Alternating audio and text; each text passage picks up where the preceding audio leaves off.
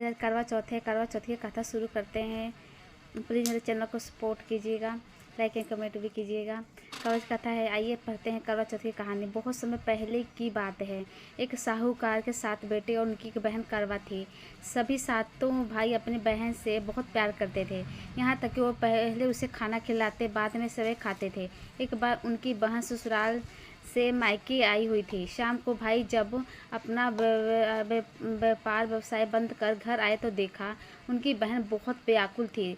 सभी भाइयों खाना खाने बैठे और अपनी बहन से भी खाने का आग्रह करने लगे, लेकिन बहन ने बताया कि उसका आज करवा चौथ का निर्जला व्रत है, वो अर्घ्य देकर ही खा सकती है, चूँकि चंद्रमा अभी तक नहीं निकला है। उसे अर्घ्य देकर ही खा सकती है, चूँकि चंद्रमा अभी तक नहीं निकले हैं, इसलिए भूख प्यास से व्याकुल हो उठी। सबसे छोटे भाई को अपने बहन की हालात देखी नहीं जाती और दूर पीपल के पेड़ पर सबसे छोटे भाई अपनी बहन की हालत देखी नहीं जाती और दूध पीपल के पेड़ पर एक दीपक जलाकर चलनी की ओट में रख देता है। दूर से देखने पर ऐसा प्रतीत होता है कि जैसे चतुर्थी का चांद उदित हो रहा है। उस भाई अपने बहन को बताता है कि चांद निकल आया है, तुम उसे अर्घ्य देकर भोजन कर सकती हो। बहन खुशी के मारे सीढ़ियाँ चढ़कर चांद को देखती हैं और उसे अर्घ्य देकर खाना खिलाती हैं। और वह पहला टुकड़ा मुंह में डालती है तो उसे छींक आ जाती है, दूसरा टुकड़ा डालती है तो उसके बाल निकल आता है। जैसे तीसरा टुकड़ा मुंह में डालने की कोशिश करती है तो उसके पति की मृत्यु का समाचार उसे मिलता हुआ बौखला जाती है। करवा चौथ उसकी भाभी सच्चाई से अवगत कराती कि उसके साथ क्या हुआ है। करवा चौथ का व्रत गलत तरीके से टूटने के कारण उसका देवता उससे नाराज हो गए हैं और उन्हें ऐसा किया है। सच्चाई जानने के बाद करवा निश्चय करती है कि वो अपने पति का अंतिम संस्कार नहीं होने देगी, अपने सस्ते से उन्हें पूर्ण जीवन दिलाकर रहे।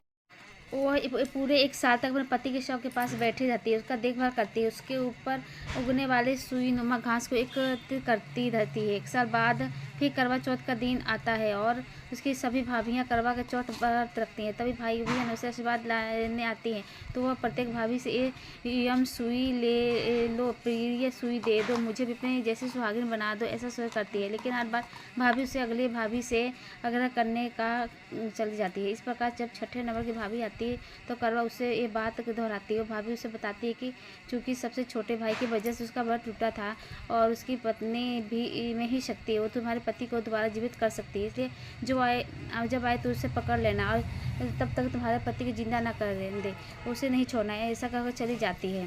करवा सबसे अंत में छोटी भाभी आती है, करवा उसे सुहागिन बनने का आग्रह करती है, लेकिन वो टाल मटोल करने लगती है। उसे देखकर उन्हें जोर से पकड़ लेती है और इसे देखकर करवा उन्हें जोर से पकड़ लेती है और अपने सुहाग की जिंदा करने के लिए कहती है। भाभी उससे छुड़ाने के लिए नोचती है, खोजती है, लेकिन करवा नहीं छोड़ती है। अंत में उसका तपस्या को देखकर भाभी पसी जाती है और अपनी छोटी उंगली को चीर कर उसमें अमृत उसके पति के मुंह में डाल देती है।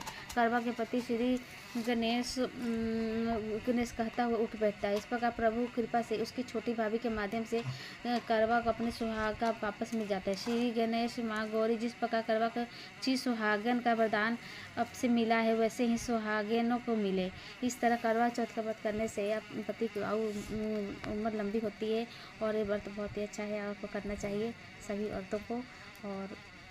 और ऐसी मान्यता है कि करवा चौथ का व्रत पार्वती माता ने भगवान शिव के लिए और द्रौपदी पांडवों ने कृष्ण पक्षण की चतुर्थी तिथि पर रखा था। करवा चौथ का व्रत विधि पूर्वक संपन्न करने से महिलाओं का अखंड सौभाग्यवती रहने का वरदान प्राप्त होता है।